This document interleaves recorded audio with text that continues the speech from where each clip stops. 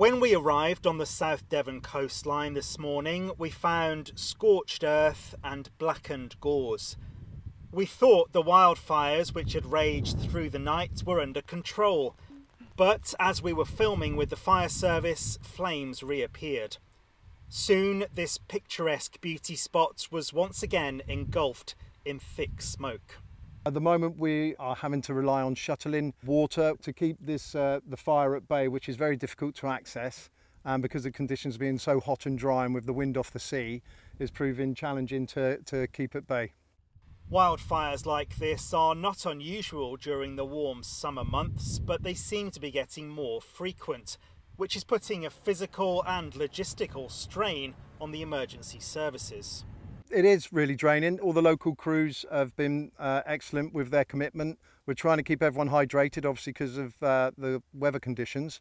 But through the night we did have to lay hose from Hope Cove all the way up to the point where we are now, which is specialist hose, extremely heavy. And yeah, that proved taxing, but the reason we did it through the evening was so hopefully it was cooler. This afternoon, a helicopter landed on the cliff, collected water from the sea, and dropped huge bucket loads on the parched ground below. This is just one of several strategies to keep the risk to a minimum.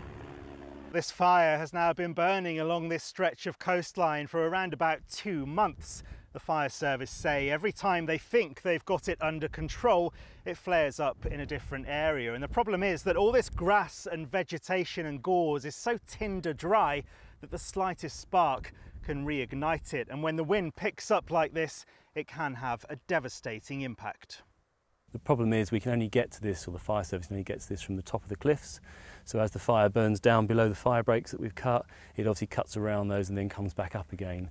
And due to the depth of leaf matter on here, it means it's burnt deep into the ground, and we think it's dealt with, and then the wind catches it and it blows back up again. The impact has been quite devastating. We've lost about 2.5, maybe 3 hectares of coastal cliff. The coastal cliffs here are SSSI, that's a site of special scientific interest for its maritime cliff species and habitats. So it's a crucial habitat for things like soil buntings, butterfly species that we have here. We've got lots of skylarks that nest on the top of the down, and it's about the only location in the country for the very rare Mediterranean oil beetle. So the impact here is going to be quite dramatic. The area around Balbury Down is closed to the public until further notice. Fire crews will remain at the scene until it is safe. Sam Blackledge, ITV News, South Devon.